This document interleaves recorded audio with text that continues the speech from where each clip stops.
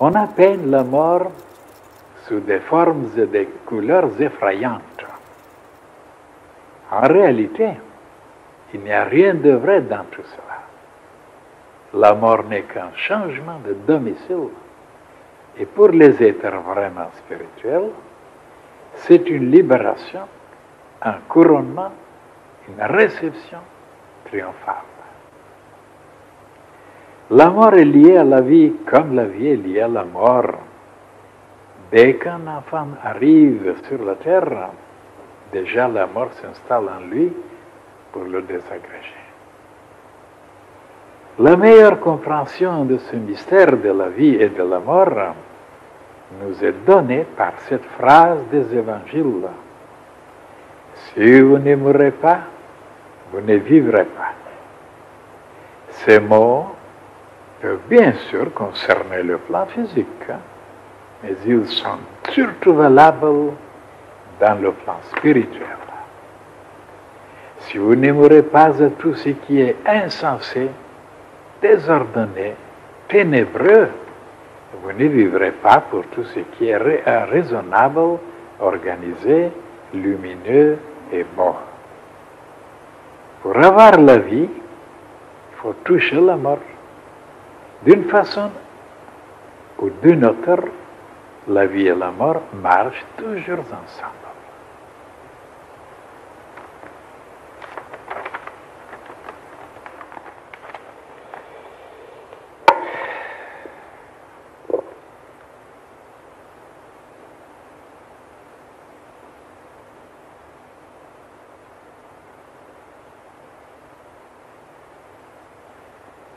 Voilà une page très intéressante, mes chers frères. Quand je pense que très peu de gens sur la terre connaissent quelque chose sur la mort, la majorité, ils sont tous terrifiés, ils ont peur de la mort, ils sont effrayés. Et quand on les menace de le tuer, ils sont capables de sacrifier tout, d'abandonner tout pour garder la vie.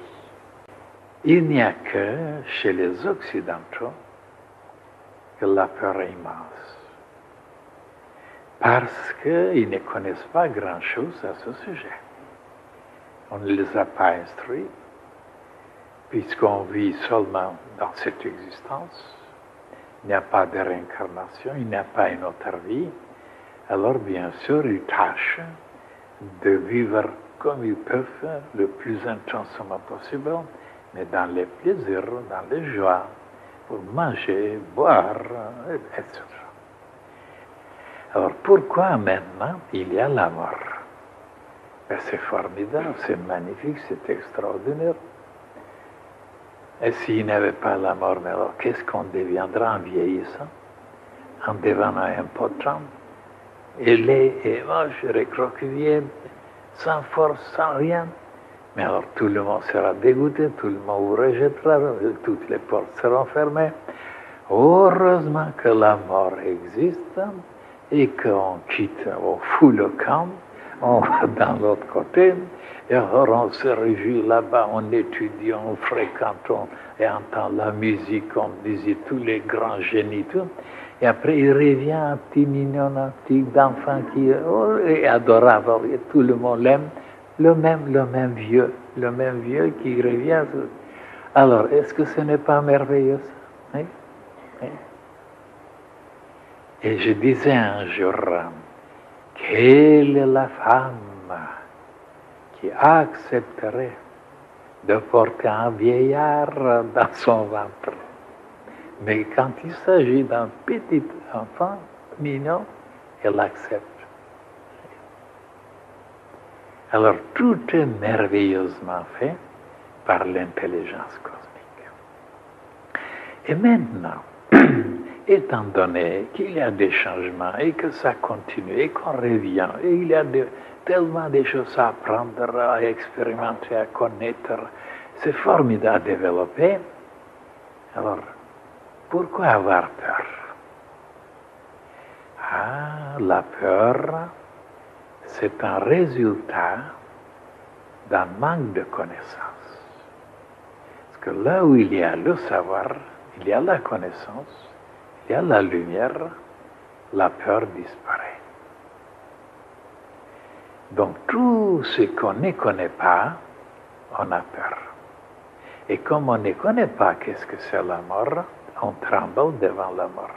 Mais si on savait qu'est-ce que c'est la mort, un changement de situation, on se déplace d'un endroit dans un autre, on ne sera pas tellement peureux et craintif.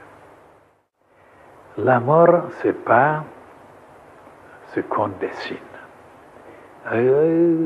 Quelqu'un, mais alors avec un fouet, un squelette, quelque chose de terrible, d'effrayant, de noir, de menaçant. C'est pas vrai.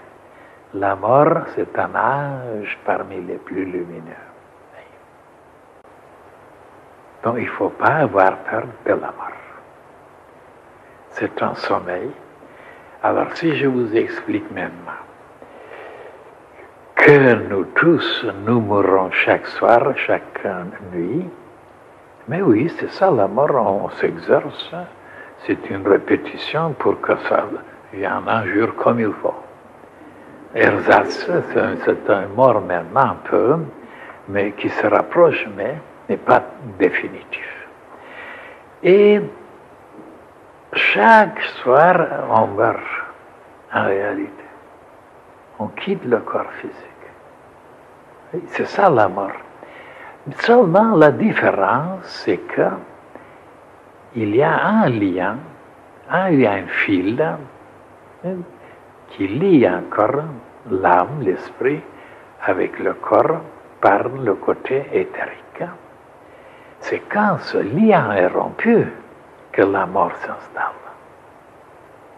Tant que ce lien n'est pas rompu, l'on peut quitter le corps physique et que le corps physique est complètement mort et l'esprit qui se promène dans le monde entier pour apprendre, après il revient et si l'homme est avancé, évolué, alors tout est enregistré dans le cerveau de ces expériences que l'esprit, l'âme, il a ramassées.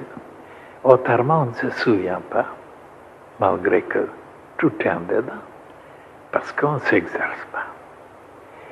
Alors plus tard aussi, je vous révélerai aussi des choses, comment procéder avant de s'endormir, quelle formule, quelle intention, quelle consigne pour pouvoir voyager, apprendre et revenir et aller visiter des endroits et trouver des personnes, des initiés pour s'instruire ou alors aider beaucoup de gens qui sont souffrants. Et bien là, personne ne pense à ça. On s'endort, ben ça y est, on revient le matin et ça recommence. Quand le travail, le plus grand travail, se faisait pendant la nuit.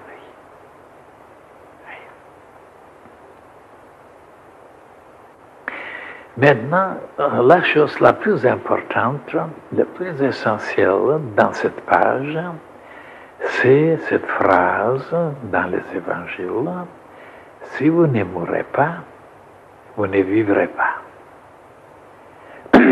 Si on n'explique pas, c'est très difficile de comprendre qu'est-ce que ça veut dire.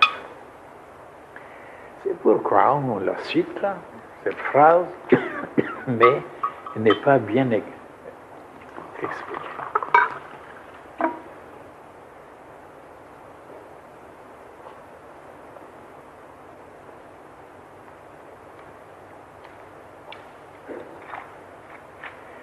Alors, comme la mort, il y a des degrés, des aspects différents,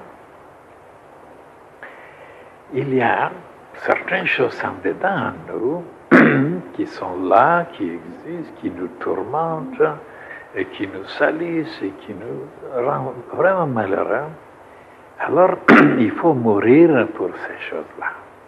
Ça veut dire mourir, ça veut dire ne plus les sentir, les exprimer, les manifester.